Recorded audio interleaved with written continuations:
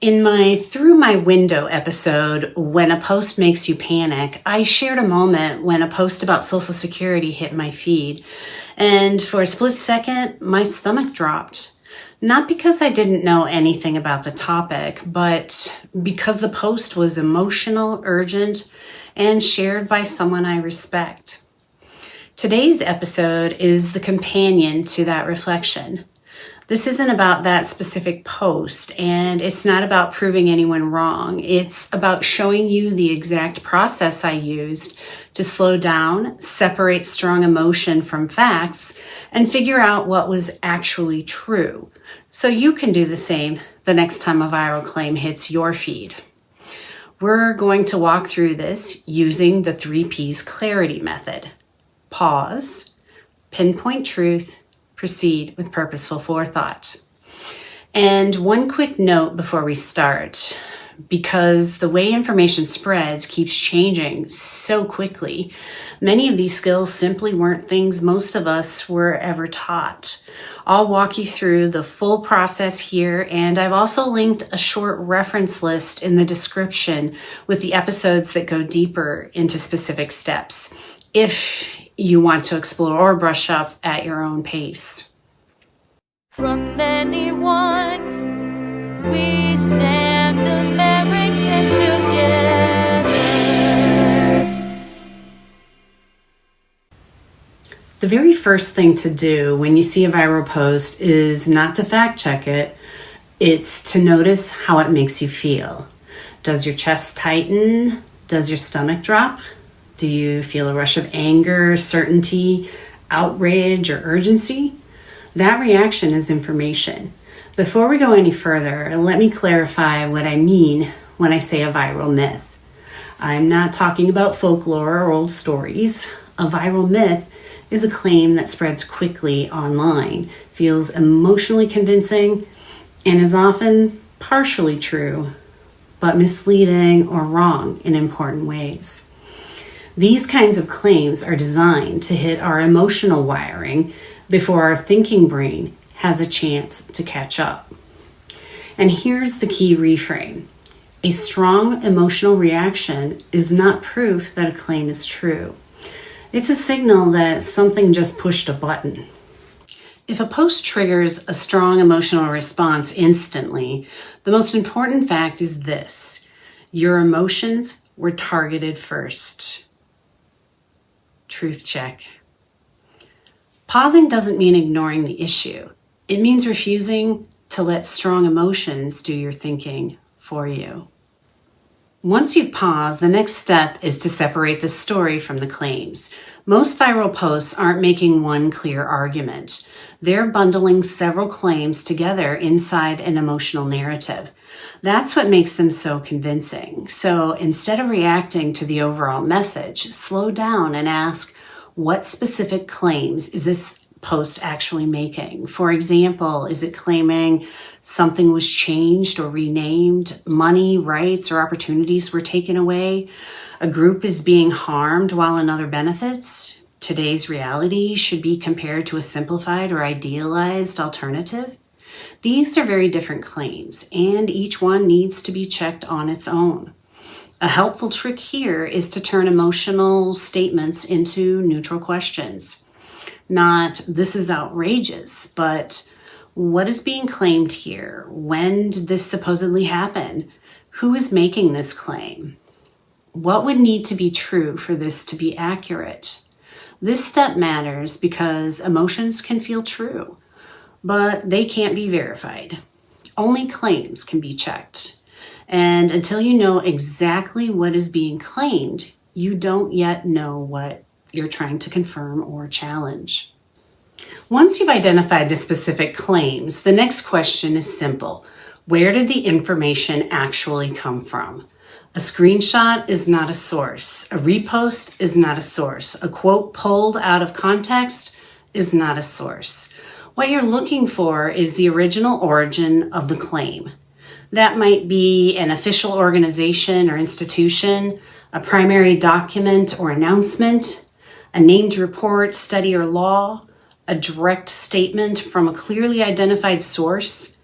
If the post doesn't point to any of those, pause and notice that. Ask yourself, is a source clearly named? Can I trace this back to where it started?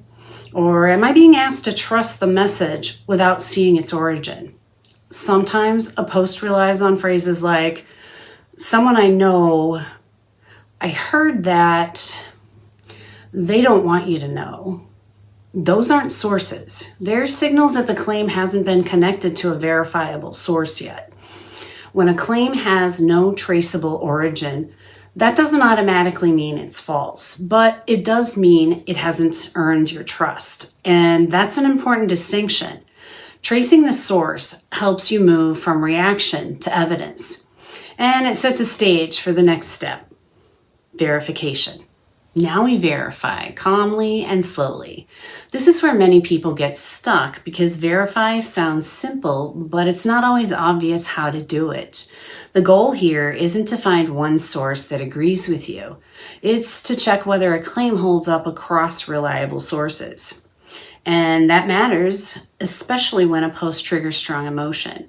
One source is rarely enough, particularly if it already confirms what you feel. So what do I mean by reliable sources? For many claims, that might include official institutions like government agencies, courts, election offices, or public records, primary documents such as laws, reports, data releases, or original statements, multiple independent outlets, meaning different organizations reporting the same facts separately, not just repeating each other. Reliable doesn't mean perfect, and it doesn't mean free from bias. It means the information can be traced, checked, and compared. And here's something important to keep in mind. Sincerity is not accuracy. Someone can truly believe what they're sharing and still be wrong. A claim doesn't become true because it feels right or sounds convincing. Truth check. Verification isn't about proving a post wrong. It's about slowing down long enough to let reality speak for itself. This step answers a very specific question. When was this claim actually true, if it ever was? A large number of viral myths aren't built from completely false information. They're built from information that's old, incomplete, or reused in a new way. And here's how an ordinary person can check that. First, look for a date. That might be a publication date on an article, a timestamp on a screenshot, or the date buried near the top or bottom of a web page. If there's no date at all, pause. That's important information. Next, check whether the claim is being recycled. One simple way to do this is to copy a key sentence or headline from the post, paste it into a search bar, and see when similar wording first appeared. If you see the same headline showing up months or years earlier, that's a sign the claim may be old, even if it's being presented as new. Another clue is language.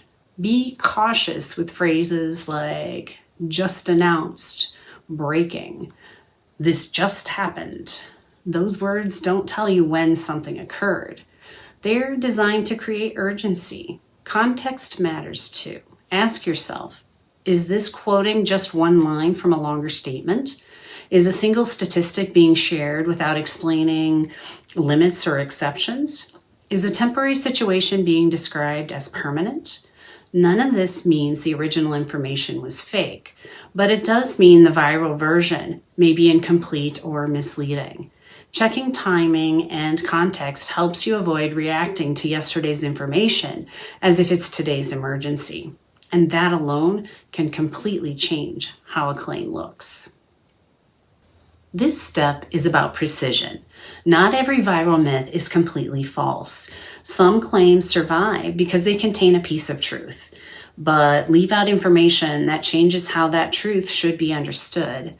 So how can you tell the difference? A claim is more likely false when it contradicts clear, verifiable evidence, it can't be traced to any reliable source, or it falls apart once you check basic facts. A claim is more likely misleading when it's technically true but missing important content. It highlights one detail while ignoring others that matter just as much. It uses dramatic language to exaggerate what the facts actually show. Here's a practical way to check. Ask yourself, what would someone assume after reading this? What information would they need to make a fair judgment? What's not being said? If a post leads most people to the wrong conclusion, even while using some true information, it's misleading. This matters because misleading claims are often more convincing than fake ones. They don't feel wrong. They feel incomplete. And that's why thoughtful, well-intentioned people can share them without realizing it. Recognizing the difference helps us respond more thoughtfully instead of jumping straight to, this is wrong. We can explain what's missing or what's being misunderstood. Once you've checked claims, sources, timing, and context, take one more step back and look at how the message is being framed. This isn't about guessing someone's intent. It's about recognizing patterns that are designed to push emotion ahead of understanding. Here are some common signals to watch for. One is catastrophic language. Phrases like, everything is ruined. This changes everything. There's no coming back from this. Real problems are often serious, but they're rarely absolute. Another signal is personal anecdotes being used as proof. Stories can be meaningful, but a single experience doesn't establish what's generally true. A third pattern is false either-or framing. That sounds like either you believe this or you're naive. You're with us or you're part of the problem. Complex issues almost never fit into two simple boxes. You might also notice comparisons that oversimplify reality. For example, comparing a real system to a hypothetical perfect alternative, ignoring trade-offs, risks, or constraints that exist in the real world. These patterns don't exist to help us understand. They exist to create urgency, loyalty, or outrage. When strong emotion takes over, our attention shifts away from explanations and toward reactions. Truth check. Spotting these patterns doesn't mean dismissing the issue. It means slowing the moment down so understanding has a chance to catch up with emotion. After all of this, you get to choose what comes next. And that choice matters. Sometimes the most thoughtful response is to not share the post at all. Sometimes it's to pause the conversation by asking a simple, clarifying question.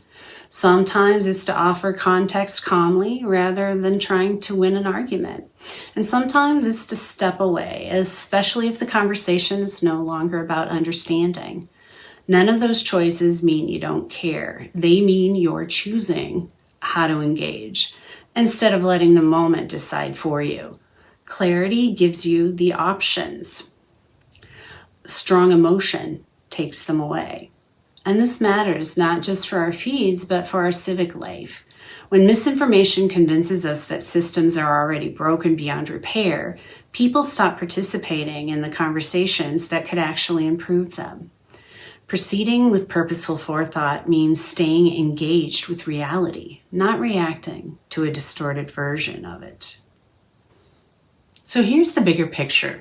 Viral myths don't just spread incorrect information. They spread strong emotion, urgency, outrage, certainty, and they do it fast. And when that happens, our attention gets pulled towards simplified stories and away from the harder work of understanding what's actually going on. But this process gives us another option. We can pause, we can slow the moment down, we can separate what we feel from what can actually be checked. And when we do that, we're less likely to fight the wrong problem or react to a version of reality that isn't quite accurate. Hard to admit, right? Me too. But being willing to slow our first reaction and question what we're seeing is one of the most powerful skills we can practice right now. Truth check. Think about a post that triggered a strong reaction before you knew whether it was accurate. What helped you pause long enough to look a little deeper, or what could help next time? This channel isn't about censoring or forcing people to agree. It's about listening, thinking carefully, and approaching conversations with curiosity and respect together. I welcome different views, but I expect respect. Disagree? That's great. Explain why. Have a different angle? Share it. Here, we use our differences as strengths, not weapons. And if you'd like a little extra help shaping your reply, I've linked my 3 Ps in Action comment edition in the description. It's the same process I use myself to pause, pinpoint truth, and proceed with purposeful forethought. Don't worry about reading all this here. The full list of sources is in the description and on my site, american-together.com. I share them because checking sources matters just as much as checking headlines. Hit the thumbs up and join the conversation in the comments. Together, we're not just watching, we're building something. And don't forget to subscribe so you don't miss future episodes. Remember, pause, pinpoint truth, proceed with purposeful forethought. Join the conversation. See you next time.